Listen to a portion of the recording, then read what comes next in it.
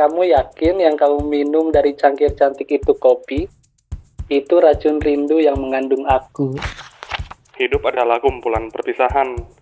Kata-kata berlepasan dari pohon kenangan. Buah bibir adalah cium. Manis yang tak mau habis, segar yang tak takut hambar, hangat yang ingin lekat. Isinya ternyata ponsel, kartu ATM, tiket, voucher, obat, jimat, dan kepingan-kepingan rindu yang sudah membatu.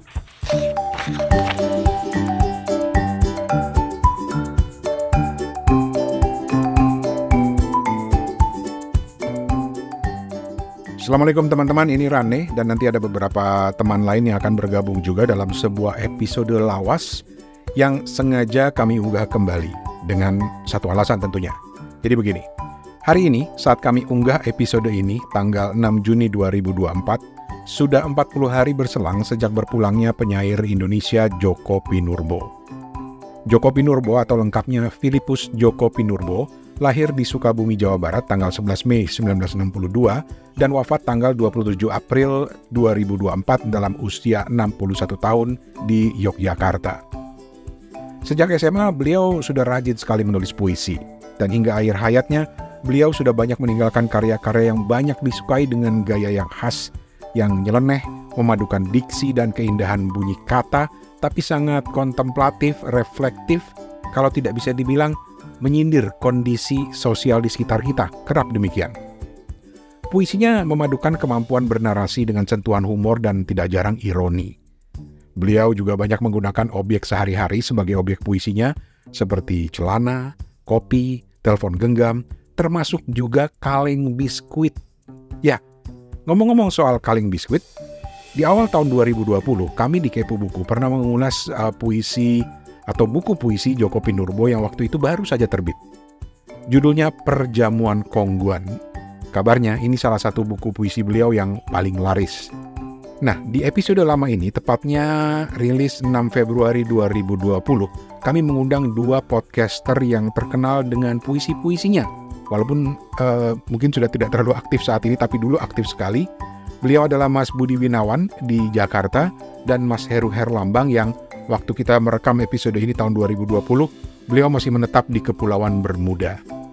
Nah, bersama-sama kami menikmati isi kaleng kongguan Mas Djoko Pinurbo yang beragam. Ada yang habis dengan sekali kunyah karena pendek, ada yang harus dinikmati secuil demi secuil hingga menyisakan aftertaste yang sangat berkesan. Nah, di kesempatan kali ini kami kembali mengajak teman-teman untuk mengingat karya-karya Djoko Pinurbo, khususnya buku kumpulan puisi Perjamuan Kongguan yang masih bisa ditemui di toko-toko buku, termasuk juga di layanan-layanan buku digital seperti Gramedia Digital. Selamat menikmati.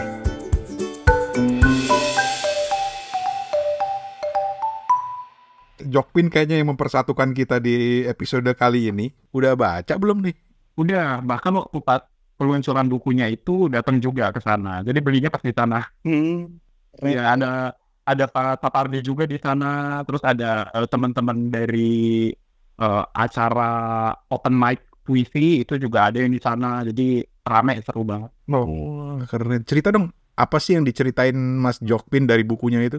Aku waktu itu sempat nyimak yang banyak orang nanya, intinya tentang proses bikin puisi Jokpin itu gimana, tapi nggak cuman di buku Perjamuan Kongguan aja, tapi di in general yaitu gimana. Terus kalau bahas Perjamuan Kongguannya kayaknya malah cuma pendek doang ya.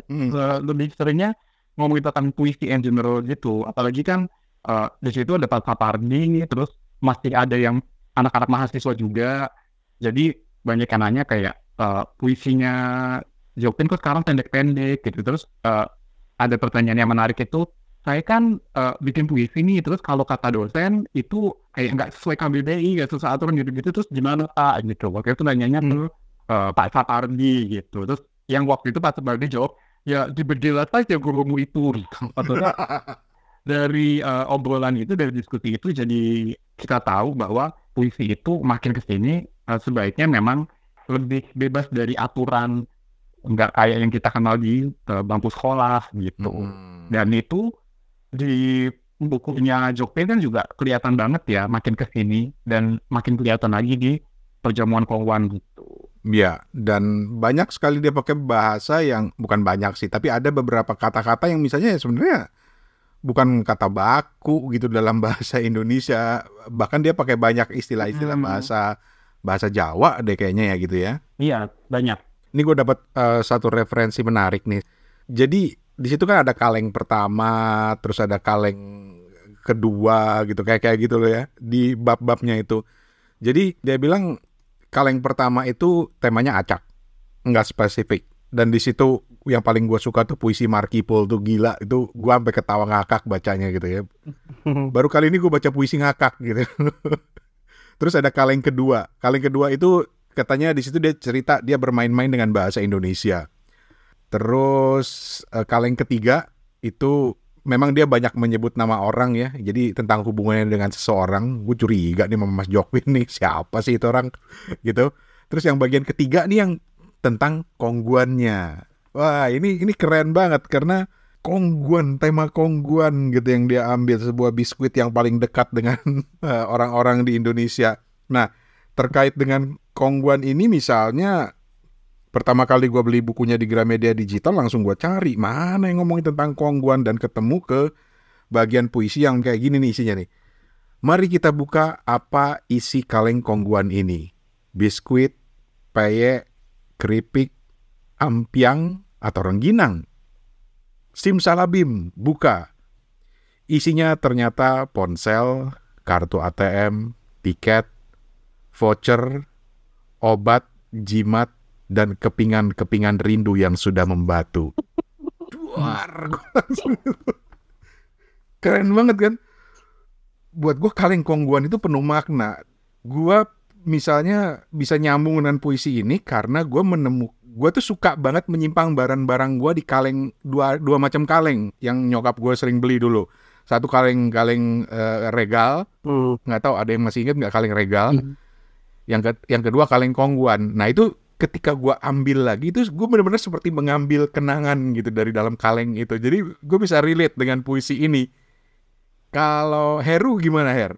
Kalau dari Kongguannya sendiri ya pasti ya karena saya juga kalau setiap mudik kan pasti ke kampung halaman gitu yang memang kaleng Kongguan itu selalu menipu ya kalau setiap lebaran itu. Kirain kue-kue yang manis ternyata ranginang atau memang benar rempeyek atau segala macam gitu. Dan di puisi ini yang bingkisan Kongguan itu ya memang si Jokpin nulisnya lebih mengagetkan lagi karena isinya bukan kayak keripik ampiang tapi isinya ya rindu yang sudah membatu. Itu kata-kata itu benar-benar nempel gitu di kepala tuh gue langsung waduh gila, membuka pintu ke sebuah kenangan gitu, ke sebuah hal gitu lah. Kalau lu sendiri apa puisi dari ini yang lu suka dari perjamuan Kongguan ini? Kata-katanya sih ya, kata-katanya tuh kalau Jokpin tuh memang selalu bikin pembacanya tuh ngerasa bahwa membaca puisi itu tidak harus seserius itu gitu. Dan tidak harus nyari di kamus apa nih artinya dan tidak harus tidak harus mikir panjang buat nemu arti dari puisi-puisinya Jokpin gitu. Sebenarnya kalau saya sendiri setiap baca puisinya Jokpin ya hanya menikmati kata-kata yang dia pilih atau diksi-diksi yang dia pilih gitu. Ternyata diksi ini bisa juga buat puisi ya gitu. Kadang suka mikir kayak gitu dan setelah dicoba ternyata sulit juga gitu. Kita besar dengan aturan puisi yang baku sih kali ya. Sehingga bisa tercengang melihat puisinya Jokpin. Iya. Lu lagi pegang bukunya nggak? Atau ada satu puisinya yang paling berkesan nggak dari perjamuan Kongguan ini, Her? Ada nih yang judulnya Kopi Koplo. Oke. Kamu yakin yang kamu minum dari cangkir cantik itu kopi? Itu racun rindu yang mengandung aku. Puisi itu nancep banget ke ini gitu, ke hati ya. Ternyata kenapa ya? Malum LDR-an. Simple tapi kan ini pendek sekali puisinya, cuman mempunyai arti yang sangat besar sekali gitu dan nggak diduga-duga gitu. Perasaannya munculnya nano-nano. Asik. Sekarang sebelum gue ke Budi, gue mau ke Steven dulu. Iya. Gue selalu seneng ngomongin puisi sama Steven tuh karena banyak hal tak terduga yang kadang-kadang keluar dari ceritanya dia tentang puisi. Oke. Mas Heru bilang kalau menikmati Jokpin tuh betul-betul simple gitu. Dan aku berpikir iya, itu kayak gimana ya, nggak perlu kosakata yang jelimet untuk bikin orang menikmati puisi. Kalau misalnya metaforanya ketinggian ataupun hal-hal yang nggak bisa diraba untuk khalayak luas kan bisa-bisa puisinya tuh nggak nyampe ataupun nggak dinikmati untuk orang-orang yang baca gitu. Kalau Perjamuan Kongguan ini yang paling mengena tuh memang permainan kata beliau dan temanya tuh macam-macam, ada politik, ada tentang rindu, tentang cinta, tentang buku juga. Aku sangat-sangat senang ketika puisi-puisi beliau kali ini itu membahas kayak kecintaan orang buat baca buku gitu. Nggak bisa lepas dari buku misalnya. Itu yang bagian yang minah ya?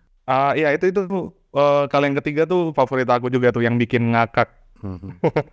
dan itu menunjukkan sisi Jokpin yang betul-betul erat dengan buku gitu. Yang dia cerita kalau hidupnya tuh kayak betul-betul bermakna karena dia ini bergaul hidup dengan buku gitu.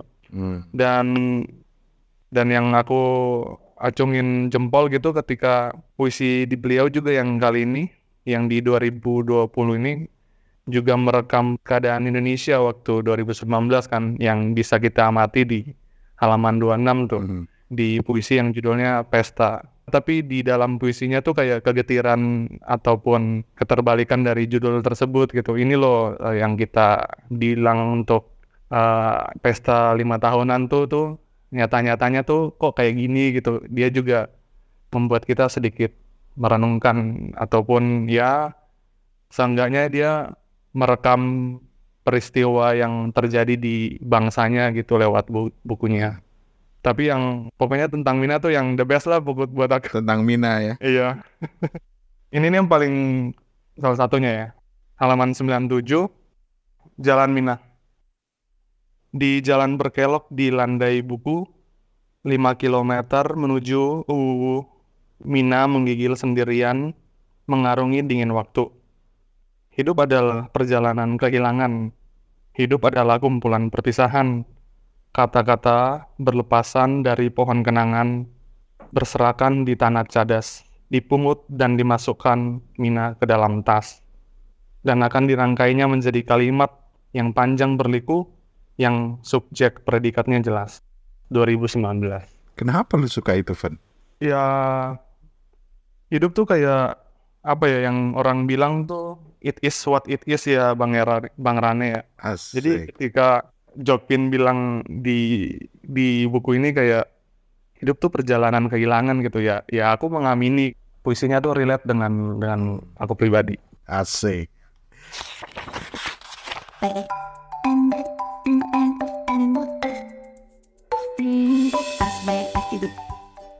Budi, gue udah gak sabar, gue yakin nih Budi.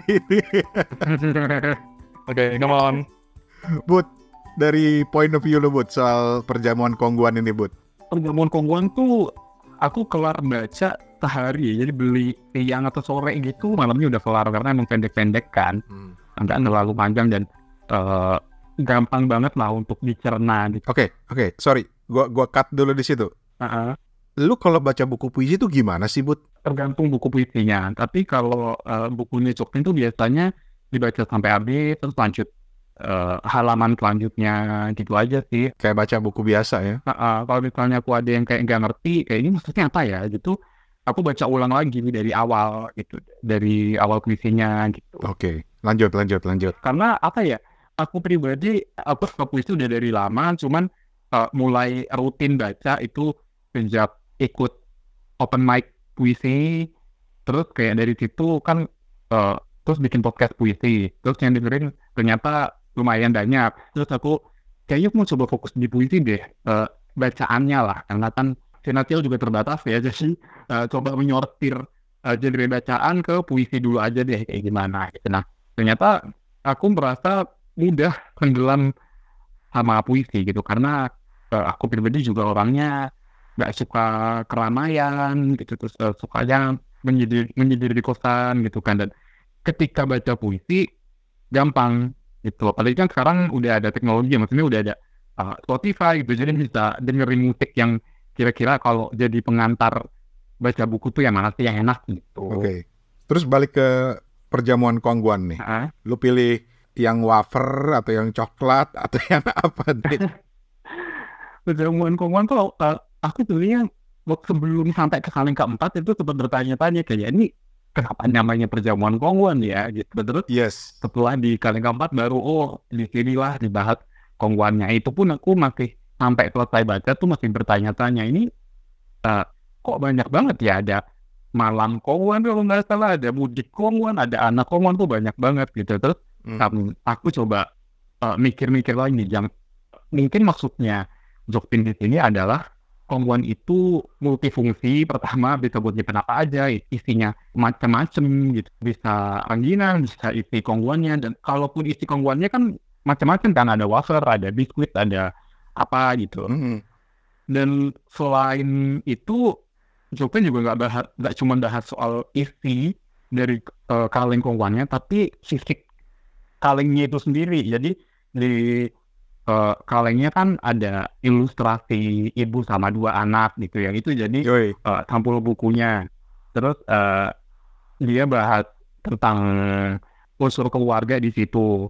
Terus juga kalau misalnya kongguan itu di hari apa aja sih gitu. Terus kalau nggak salah ada puisinya juga judulnya Musik Kongguan ya.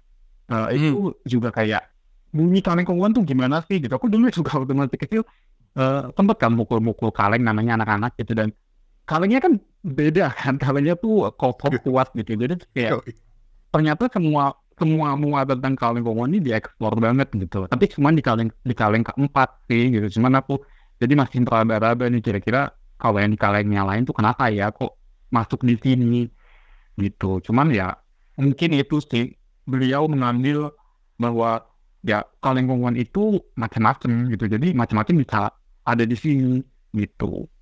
Terus aku tuh terkesan juga sama ada satu yang di halaman 70 judul puisinya Nina Bobo. Ini mengingatkan aku lagi tentang tanda kutip keunggulan puisi tertulis. Jadi itu kan ada yang tulisannya nanti digigit neraka gitu, tapi di sebelahnya itu ada tulisan negara yang dicoret. Ya. Gitu. Jadi kalau misalnya dilisankan, kita kan nggak bisa bacanya. Kayak, gitu. Kita cuma bisa baca dalam bentuk tertulis. Gitu. Itu yang bikin aku menyadari lagi keunikan dari puisi tertulis. Betul. Gitu, yang itu nggak akan bisa ditemukan, nggak akan bisa dibacakan. Ini termasuk bagian yang lama gue baca bolak-balik nih, puisi yang ini nih. Iya, dan itu juga relevan banget kan sama di 2019 kemarin gitu, karena banyak yang orang-orang di pemerintah, orang-orang yang harus ngurusin negara tapi menggunakan agama sebagai alat gitu. Jadi lucu aja di situ. Nanti kita coba bacain, paling tidak jelaskan kenapa itu membingungkan atau menjadi banyak pertanyaan ya. Tapi lu sendiri puisi di perjamuan kongguan yang lu suka apa? Pertama itu tadi Nina Bobo, yang kedua Buah Bibir yang halaman 51. Oke. Coba dong, kita dengerin dong. Oke. Buah bibir adalah cium, manis yang tak mau habis, segar yang tak takut hambar, hangat yang ingin lekat, sesat yang menyisakan senyap, utuh yang berangsung luruh. Buah cium adalah aduh. Nah itu aku sukanya karena dia lagi-lagi bermain kata kan, kayak segar yang tak takut hambar, hangat yang tak ingin lekat gitu. Jadi 2 kata di awal dan di akhir itu rimanya sama gitu, padahal mereka masih dalam satu baris gitu. Itu lucu aja sih. Dan yang tadi aku cerita ke Steven juga bahwa aku kan agak susah ya untuk bisa tertarik dengan puisi romans atau yang menggoda tapi lebih ke arah ya romansa gitu. Cuman yang ini tuh lucu aja gitu. Jadi kalau sekalinya ada yang bisa bikin aku tertarik tuh jadi membekas banyak. Sama tadi yang pesta yang dipilih Steven itu gue juga suka, dan yang di sebelahnya banget judulnya Buku Hantu halaman 27. itu pasti juga suka karena dia kan, aku bacain aja kali ya karena pendek banget. Iya. Untuk apa kamu menyita buku yang belum atau tidak kamu baca? Untuk menghormati hantu tercinta. Itu tuh bikin aku inget, kalau nggak salah, kalau nggak 2019 ya 2018 ya kan itu ada sempat ada buku disita gitu kan. Dan padahal ya kita pasti tahu yang nyita buku itu pasti nggak baca bukunya gitu. Jadi puisi ini bikin inget ke masa itu. Oke.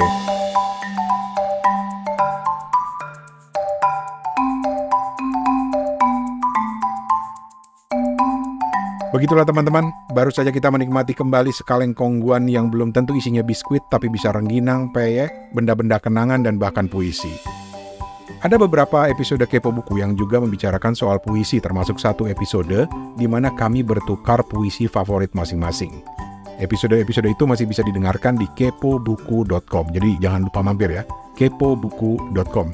Dan jangan lupa subscribe Kepo Buku di Spotify dan juga di YouTube dengan kata kunci yang sama, Kepo Buku. Tentu tidak lupa kita mengirimkan doa buat Mas Jokpin, semoga tenang di sana. Kepo Buku pamit, ketemu di episode berikutnya. Assalamualaikum.